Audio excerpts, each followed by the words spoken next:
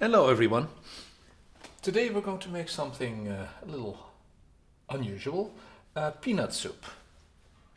And it's actually based on a Surinam recipe, but I learned to eat it many years ago when I was in Amsterdam, living very close to the Surinam neighborhood, and it was delicious. As someone explained to me at the time, the basic recipe is very simple, but you can add anything you want. Now, living by myself at the moment and having stocked up on vegetables, I need to make sure that things don't go bad in the fridge. So I needed to get rid of a couple of things. Now, traditionally the peanut soup is made, like I said, fairly simple with chicken stock. I'm making a vegetarian one today. And instead of chicken, I'm going to add some cashews. They're raw cashews right now that I'm going to roast just a little bit in a little bit of oil in a moment. And then I have potatoes, carrots, onion, celery, I have some red pepper, tomato, I had some garbanzo beans left over, so they're going to go in there as well. I had a fair amount of the stems of the parsley, they're delicious, I put them in there. Ginger, fresh ginger, and I cut it fairly coarse. A lot of people think that you can't eat it that way, but of course you can. It's wonderful actually, it gives a little bit of crunch and texture to the soup. And I have garlic, I have a serrano pepper, I have some dried peas that I'm going to add to it as well. And very important, I'm going to add the juice of first half a lime, and then if it's not sour enough, I put juice of the second half of the entire one. And I also took the peel of half a lime. Now, again, just like with lemon, make sure that you don't get the white with because it's bitter, and or most of the time it's bitter actually. So just the peel, and that's going to be boiled with as well. And then I have some cabbage that I'm going to put at the very last moment. The way it was always served to me was with bean sprouts, and it's wonderful. The bean sprouts are added at the end, and it gives a nice little bit of crunch and sort of like a freshness. I don't have bean sprouts right now, and although I do have the kacang ijo, the beans that they use in Indonesia to make bean sprouts. It's important right now that I find an alternative, and I don't actually have the time to make the bean sprouts myself. So instead I'm going to add a little bit of cabbage, and I'm going to put that in the last 5 minutes, because then it keeps its crunch and it's sort of bean sprout like.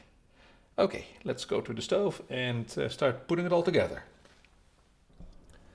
So it's time to put it all together, and the first thing I'm going to do is put my pan, my trusty stock pot, on medium fire, and I'm going to add a little bit of peanut oil. I'd say no more than 2 to 3 tablespoons, more is absolutely not necessary. And I'm going to, pardon my reach, have something to stir with. And by the way, I found in the cupboards some black-eyed peas, and I thought, well, you know what? They're probably going to be nice in the soup, so I'm going to add those too. What I forgot to tell you earlier, I'm also going to add about 6 to 8 of daun jeruk purut. Those are kaffir lime leaves. You find those in most Thai stores, either fresh or dried. I found a lot of them fresh, but fresh they don't keep very well, so I dried them all in the sunshine at some point, or over the stove, I don't remember anymore. Anyway, they're dried right now, and I have a whole bunch of them, and that way they stay good for a long time.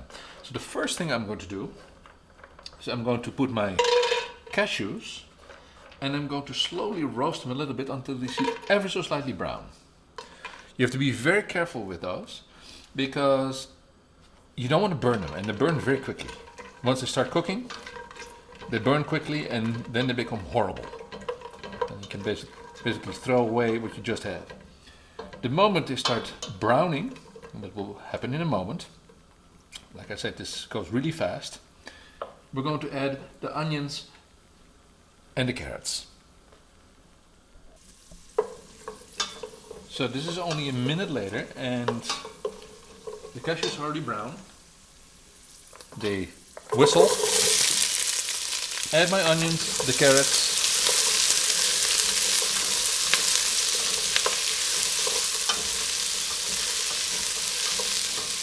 I'm also going to add a little bit of drassi, which is shrimp, a shrimp paste. This is for people who are pescatarians. It's the Indonesian way of making things umami, or giving them umami, the fifth flavor. Not too much, but I like it.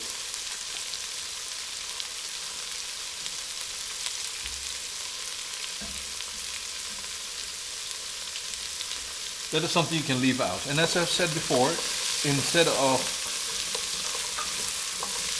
putting cashews in, what I just did with the cashews, you could have done with chicken. And then instead of using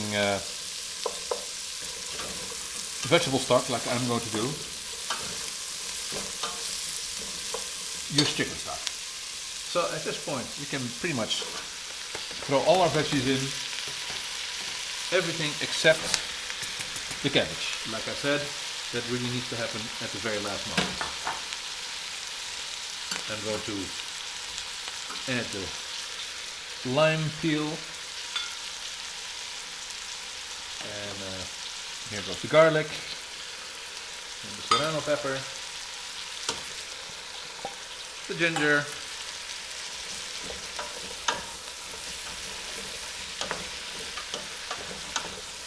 man, this is going to be a rich soup. And there goes my parsley stuff. The other veggies that I found. So there's some corn in there. So traditionally the soup is eaten by itself. I like to eat it with a bowl of rice on the side. I'll show you that later. So, now. No doubt about it, this is going to be a thick soup, and this is going to be for many days. As I said, it's necessary to empty out your fridge because you don't want the fresh vegetables to go and rot. So you prepare this. If you're by yourself and this is too much to eat, I hope you do like I do and save all your canisters.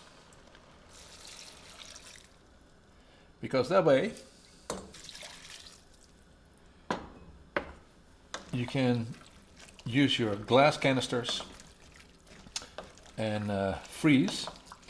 Make sure that when you're freezing soup you leave a little bit of room on the top, otherwise your glass jars are going to break in the fridge if you close them too tight, because as you know, water expands when it freezes, and I speak from experience, you don't want to have glass in your freezer, or broken glass in your freezer that is.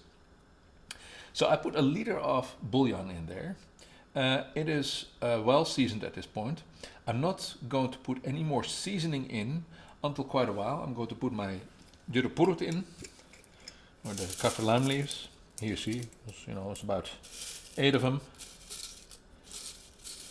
Those are, by the way, not edible. The flavor is, but I always fish them out in the soup when I eat it. And let this come to a boil. I am going to add about another, probably half to 3/4 of a liter more water. And then I'm going to let this simmer for about 30 minutes before I do anything else. Okay, this is about 35 minutes later now, and all the veggies are tender. They're bite tender, so meaning they're not completely boiled to mush. And at this point, we're going to finish off the soup. We're going to add the peanut butter. So I'm using unsalted peanut butter. And I'm going to add about 3, maybe 4 good tablespoons in there.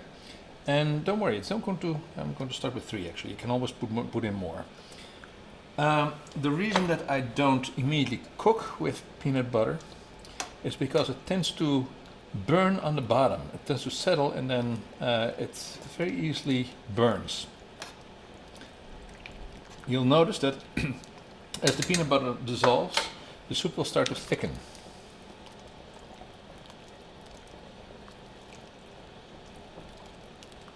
It may take a few minutes. At the same time, we're also going to put first half a lime in, and I'm going to take the lime where I took the rind off already, because then the other one will actually stay good. This may be enough if sometimes there's not a lot of juice in a lime, and then I'm going to add more. This gives you about a tablespoon, a little bit more than that. Let's try out.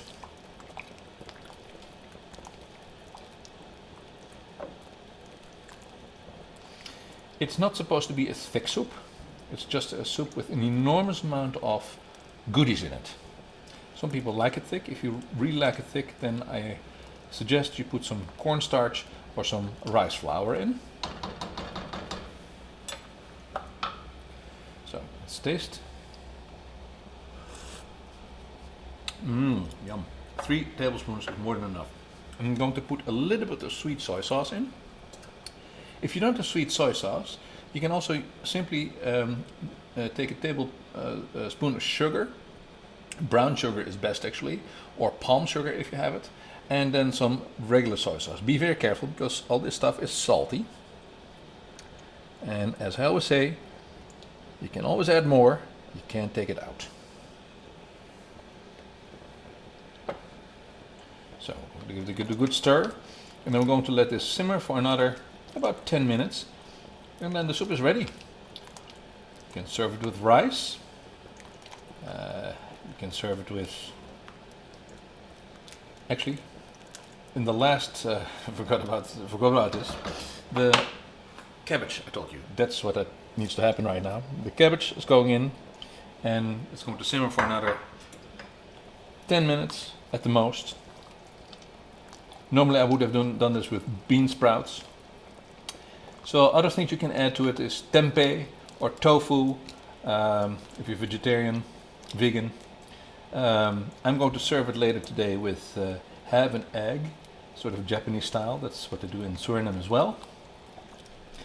And with a bowl of rice on the side, a very hearty supper dish.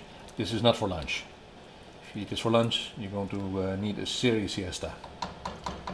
So, well, that's it. I'll be back with a shot of how it's served. And here the finished product. So I put some Japanese style soft boiled eggs, a little bit of the miso sauce that I made to pickle the eggs in, and a little bit of parsley to top it off. I have some kimchi. This is just a meal in itself. You can also eat it with a bowl of rice, or if you like, some potato and some Suriname style hot sauce made of Madame Jeannette. The combinations are boundless. Well, bon profit.